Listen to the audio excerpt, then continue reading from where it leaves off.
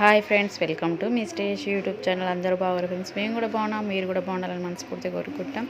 ఇది ట్యూస్డే రోజు friends. Morning breakfast అయితే దోశనైతే అయితే చేస్తున్నాను నేనైతే. చూడండి ఫ్రెండ్స్, మార్నింగ్ మండే రోజు కూడా దోశ అనమాట. వన్ డే నానబెడితే మాకు 2 days అయితే దోశలు అయితే వచ్చేస్తున్నాయి. అంటే 1 to 3 తింటాం, తక్కువనే నానబోస్తా. 2 days అయితే వస్తున్నాయి. చూడండి ఫ్రెండ్స్, ఇక మార్నింగ్ అయితే దోశ అనమాట టిఫిన్.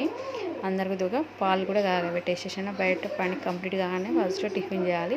ఇప్పుడైతే ఆ ముగ్గురికి ప్లేట్లో చట్నీ కూడా వేసిన, పల్లి చట్నీ అనమాట.